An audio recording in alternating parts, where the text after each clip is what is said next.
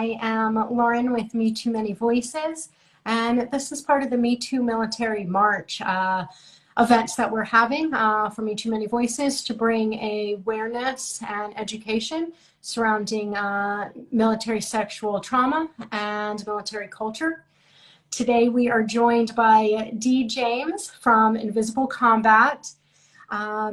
She is going to lead a conversation on military sexual trauma and the intersection of immigration, social experiences, and beyond. Such an important conversation. Thank you for being here today, Dee. Thank you. Thank you for having me. I'm so honored and humbled to be here and just to be able to share, a little bit of my story and what intersectionality is and how it plays a huge role on our daily lives, right? And how we cope or how do we deal with trauma. First, I wanted to define, before I jump into that, let me just say I'm a co-founder of Invisible Combat. I'm an Army veteran. I was born and raised in Mexico, and I immigrated to the United States in 1996, and that's actually when I started to learn English. I served from 2001 to 2006. I did 2 combat tours in Iraq, all with a green card. Like, I was never a U.S. citizen. It was not until I left the military, actually, that I actually got my citizenship. So immigration and just has played a huge role in intersectionality for me, and it has really impacted how I cope and deal with trauma. I'm a military sexual trauma survivor. I also have PTSD. I've suffered from depression, and I had a couple of suicide attempts myself. So it's been quite a role. This is not the list of accolades we want to share. But it made me who I am today, and quite honestly, I will do it all over again. So what's an intersectionality? I wasn't familiar with the term until I started my grad school degree in social work. That's when I became familiar with it. And I think we all are aware in one way or another of intersectionalities. We just don't know that that's like the actual term for it, right? So intersectionality is the connectedness of like what we bring to the table. So you may have like race, different genders, different groups, whether it's religious or social groups, or things that make you like different, right? The things that you have experienced, how you were raised, the community that you live in. All of those things are intersectionalities, and all of those things play a role in who we are, because we are human first. And this was something that Kim, my co-founder, said, is like, we were human before we joined the military service. So we are still humans, and when we leave, we're still humans. So we need to be seen as humans before we're seen as a soldier, as a female. So we all bring different things with us, right? So for me, my culture, my Mexican culture, played a big role in how I handle trauma. So for me, in my culture, seeking psychological help is not something what we deal with. It's not what we talk about. We just kind of shrug it off and don't talk about it and move on, right? So that definitely played a big role in how I dealt with my trauma. I couldn't go back to my family and talk about it with them. It wasn't easy for me to actually seek the help from the VA department, from the health department. It actually took me 10 years to put in my first claim. I didn't feel worthy. I didn't want those labels. I didn't want to, open Pandora's box and have to actually deal with everything that was going on. But I was working for a nonprofit at the time, and they encouraged me, to actually seek help, not just for for me to go say, oh, I have a disability percentage and I get money. No, they put it in perspective to me that 30, 40 years from now, I may need that help in that healthcare.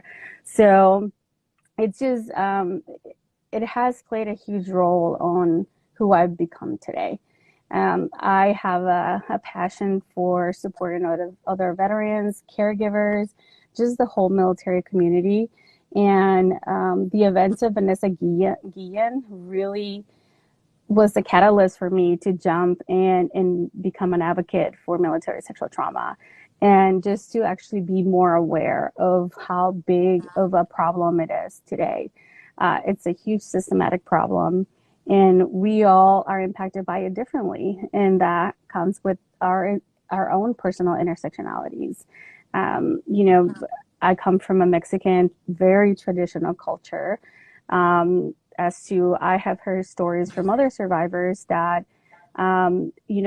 psychological help was a lot more normal in their families. So they were able to seek help at an early stage and, be able to deal a little bit better with that trauma at an early stage. That was great, but they had other intersectionalities that maybe prevented them from being vocal about it. And for me, definitely has been a journey, a long journey of how, holistic health, and just kind of having support from my family, from my husband, extremely supportive. And he's also a military veteran, so he understands the culture, so that helps a lot. Um, yeah, do you have any questions so far before I go on? I don't want to just keep rambling this whole time. You're not rambling at all. Not rambling at all. It's so informative and just very insightful. If anybody does have any questions, feel free to chime in the comments. Kim, actually, your fellow co-founder of Invisible Combat, chimed in and said, and how our experiences and what makes us who we are intersect and impact us collectively. 100%, 100%. Yeah, absolutely. And I think it makes us it makes us a community that we're part of. It's what a lot of times it brings that richness of different backgrounds, different experiences, that make a community stronger.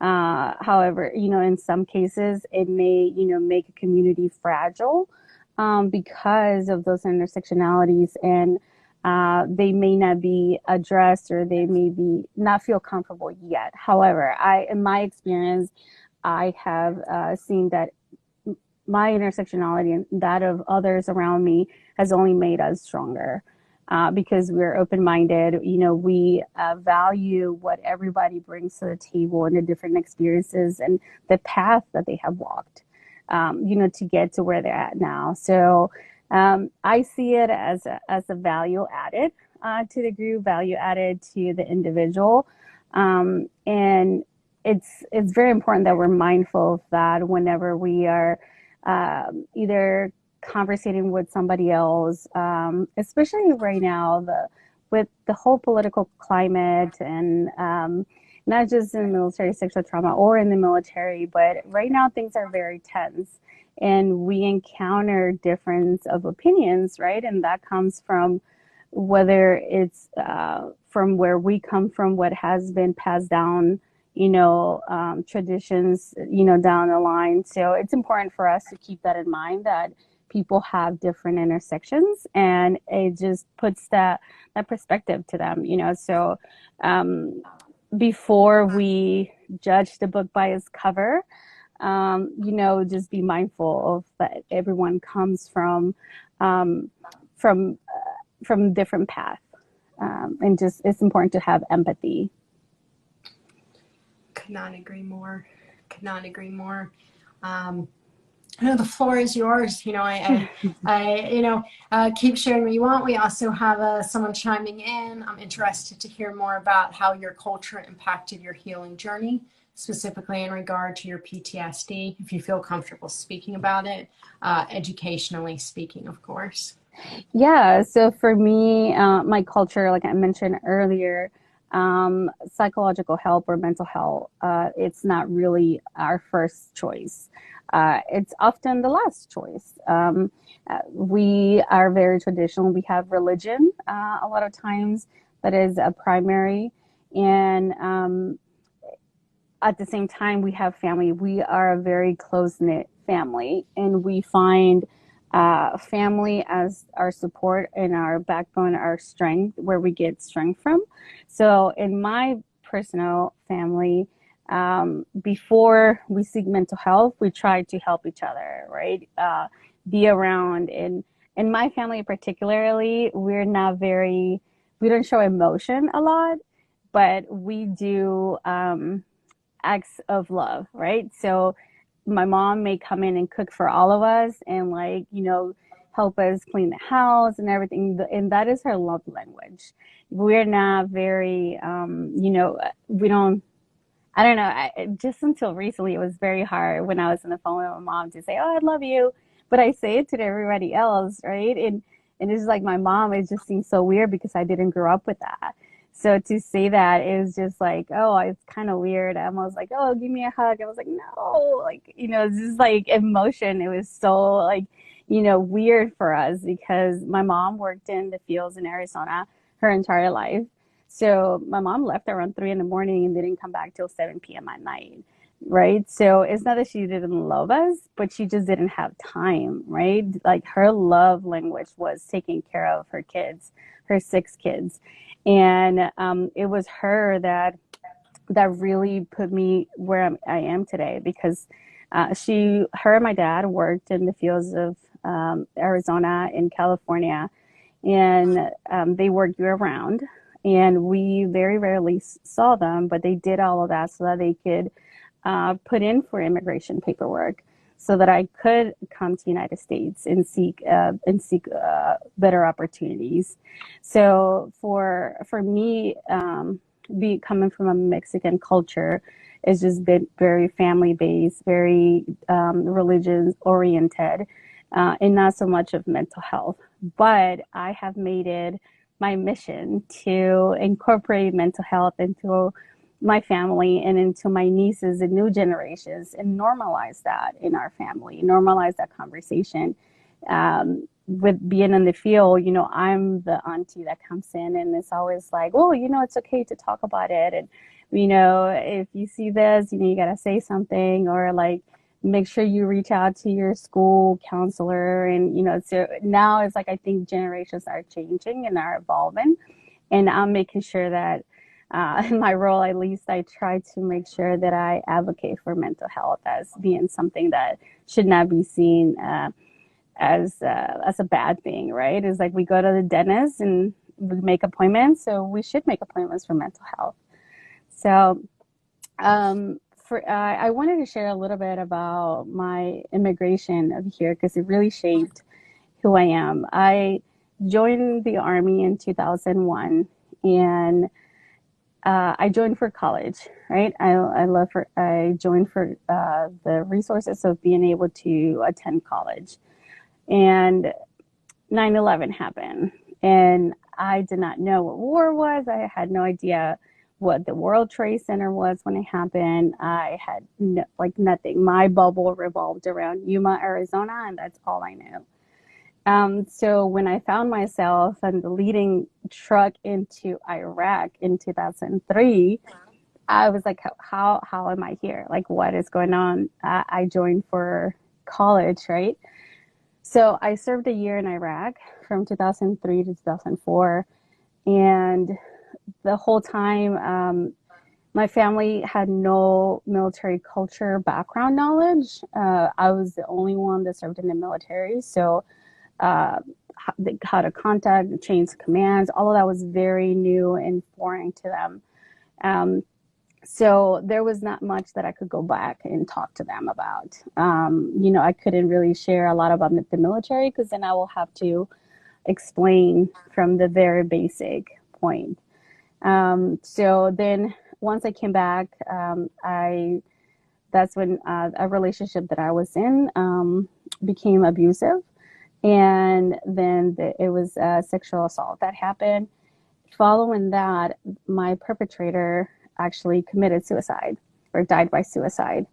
And my fellow soldiers in my unit had no idea what was going on behind the scenes. All they knew is that I had broken up with him, and the next thing, he died by suicide. So everyone blamed me for his death. And there was no support from the chain of command because everybody saw me as the reason why that person died by suicide. And so I had to deploy with the same unit that believed it was my fault, like for a whole other year.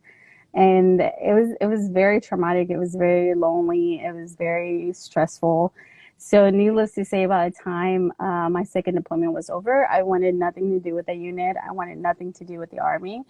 And I left the military. I was out within 30 days of coming back.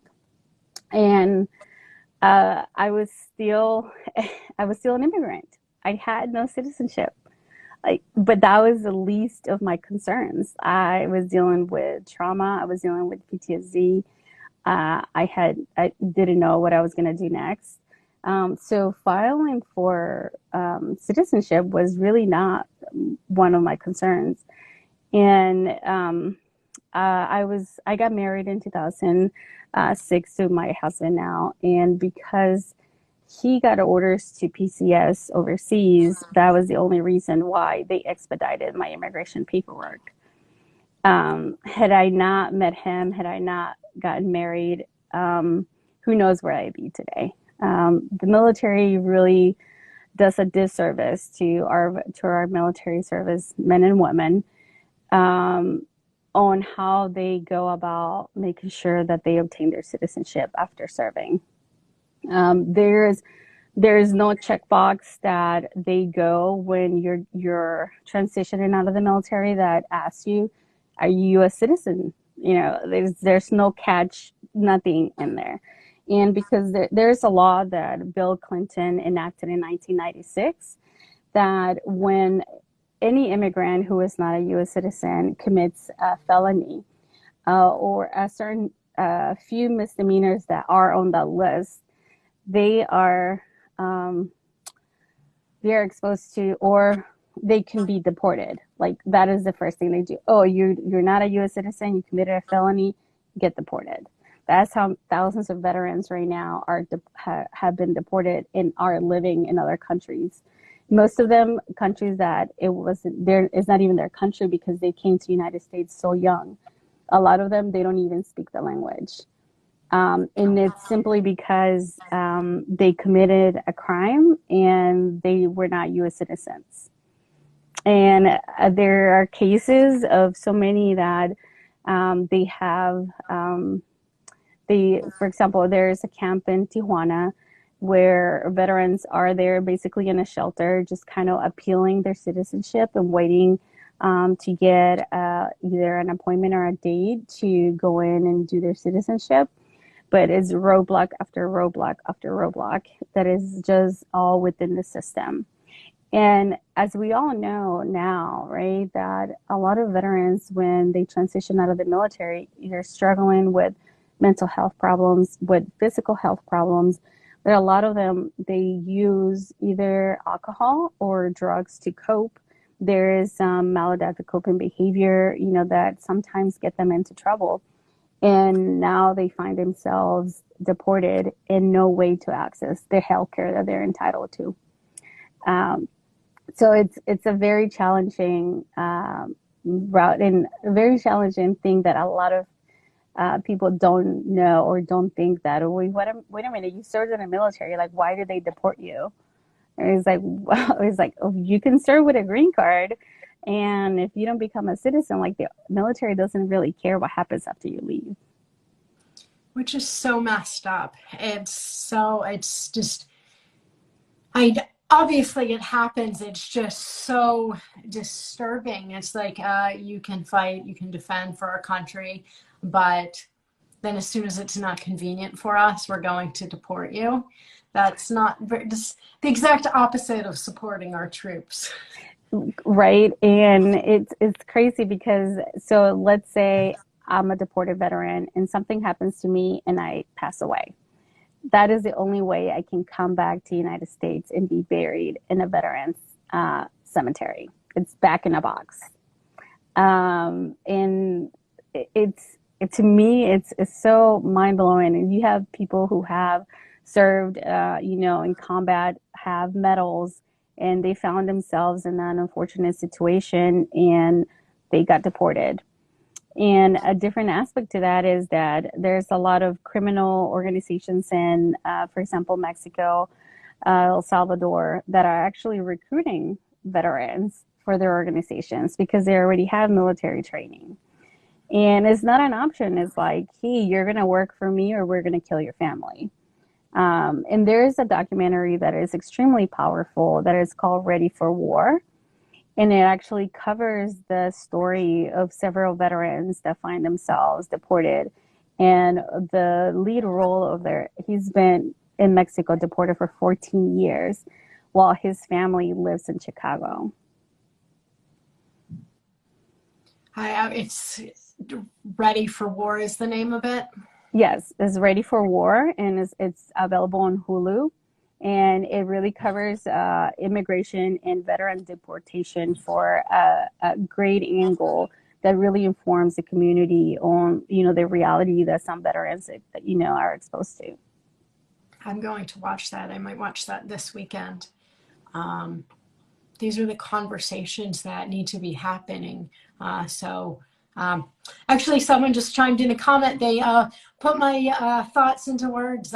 Thank you for sharing and being vulnerable. It says, let's make some. I think they're going to say change or something. But yeah, that these are such important conversations that I know as a civilian, I don't hear much about. And I can't imagine, just from everything I've seen and experienced, that there's a lot of people who, veterans who don't want to be having this conversation either, because maybe it doesn't feel safe to them, or would go against like their unit or kind of the cohesion, that military culture. Kim and I spoke about that last week. So I'm a little more educated on that as well. And it all, it's kind of the domino effect. It just keeps affecting you throughout your life, and everything you've just said, you can just see those steps. And so this happens, and then you get deported, and then potentially you may have to join this crime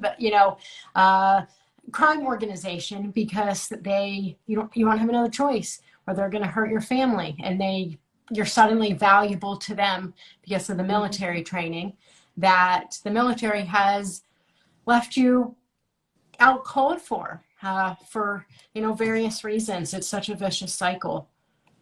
It is. And, I was sharing with Kim yesterday that had I been deported with the trauma that I experienced and everything that I went through, I could find myself in Mexico with no mental health support, with no resources, with nothing. So Dodge is extremely detrimental to taking care of our veterans, to the health and just taking care of our troops after we've served. Like you said, is that we were good enough to serve and to engage in combat and defend our country. But you know what? Your term is over now. Like, figure it out. And I think it really needs to be the military's responsibility to make sure there is a process, to make sure that those who serve honorably and who leave the military, who transition, that they get that opportunity to get their citizenship before they leave the service. It is owed to us. Some get recruited without expectation, right, of getting a citizenship. Some of us, we don't even think about that. That was not part of my thought process. I just wanted to go to school and get an education. And after everything that I experienced, filing for citizenship and navigating a system that is so complicated and it has so many roadblocks was the least of my concerns. I was trying to figure out how to adapt, how to be normal in public, how to not get triggered by certain things, right? And even more so navigating that complicated system is just, it's just an added stressor, and it's all that could be avoided. So that was a huge part of on my intersectionality and how it played a role in how I dealt with my trauma, um, how fast or how late in, along my trauma, I actually sought help, and what type of help I sought and how often and how many times I would go and then not come back for 3, 4, 5 months, just because open the Pandora box and having to deal with things that were foreign and things that by culturally we just don't deal with. We're just kind of put them in a box and go hang out with the family and be thankful and glad that we're alive and that we have our family. However, those, as we know, those underlying the underlying trauma doesn't go away. It just builds up and it builds up, and yep, it layers and layers, and then it can be passed down to your family, to your children, and how you raise your children and how they get affected by that. So it is absolutely a domino effect. Absolutely. And it struck me how you said a lot of it could be avoided. This whole time you were talking, I was thinking so much of this could be avoided by the military educating and training and helping on the other end when you are ready to transition back to civilian life. Because that in itself is literally a culture shock on top of any, existing trauma that you've endured and has just multiplied while in service. And then you have to worry about where you're going to live, fears of being deported, and what could happen when it's just, Yeah. I find it. We currently have programs, right, that help with transition, right? We have the TAPS, which is Transition Army Program, at least for the Army. And they do a great job at making sure they connect you with jobs, employment, that they help you do your resume, that, they connect you with organizations who hire veterans. They do a great job at, well, I don't know about a great job, but they do some financial help. But what they leave out is family. They don't do a lot for families who are transitioning. And if you're a single soldier, it's like you get like two pieces of paper, get signatures on it, and you're out. You're on your way. So it's really, it's almost, I don't want to curse, but it's halfway work that the military does. And that is just, it's not acceptable. There's so many work that needs to be done to make sure that the transition assistance program, it's up to par, that it's updated, because a lot of the stuff is outdated. People, they need that space. They need that to take care of themselves physically and mentally because of the current conflicts that we are serving in. This is not, back in the day when we were not at war. Now a lot of the military service members, before they're getting out, they at least have 1 or 2 deployments on their belt. And, we all are changed or impacted a little bit by it. And doesn't necessarily has to be PTSD or combat PTSD. It could be just many other reasons. People often think that, our veterans suffer from PTSD from combat. And that's not often the case. That is not true. However, it does make you a different person. It does make you, behave different when you exit the military. And it's just something that the military needs to do a better job at making sure we're ready to transition and that we have the resources needed. Well said. Thank you, Dee. I have almost goosebumps from listening to you talk. It's very moving. It's very, I think I said this word before, but informative. These are a lot of things that I have to say, even for myself, I wasn't thinking about until recently. And I apologize that it took me so long for my eyes to be open, but they are. And, you know, I stand you, easy for me to say. I stand with you and all, you know, veterans. I want to help make a difference. I don't think it's fair to ask you all to enlist and to not support you all when you need it the most. You know, it's just unconscionable, and I'm sorry.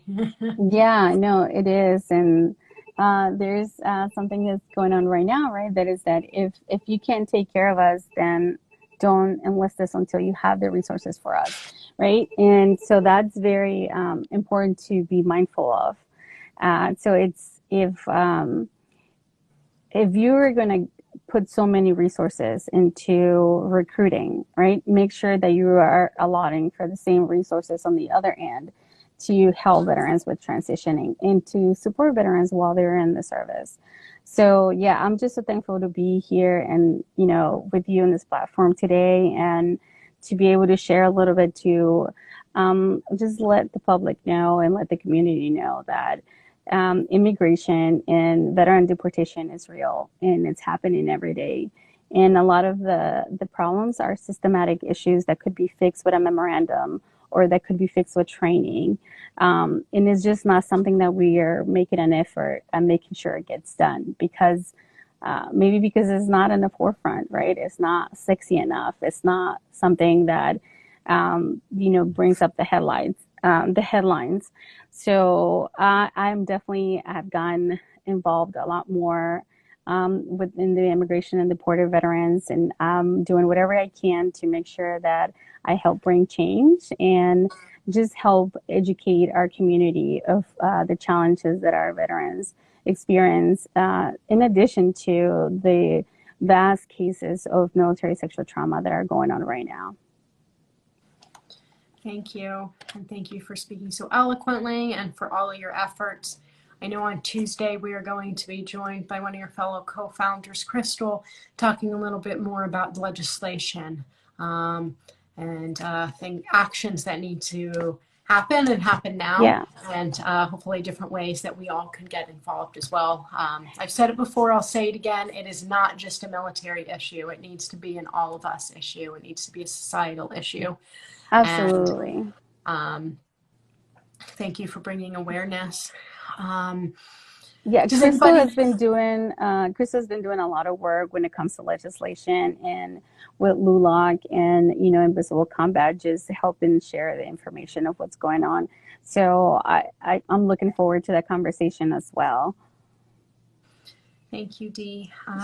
We are getting close to the end. I feel like this time has gone by really fast. For folks who missed the beginning, this will be saved on IGTV, and give me a few days to a week and I will have uploaded with captions so everybody can you know, participate in the live. Does anybody have any questions or comments before we wind down? Chime in if you do.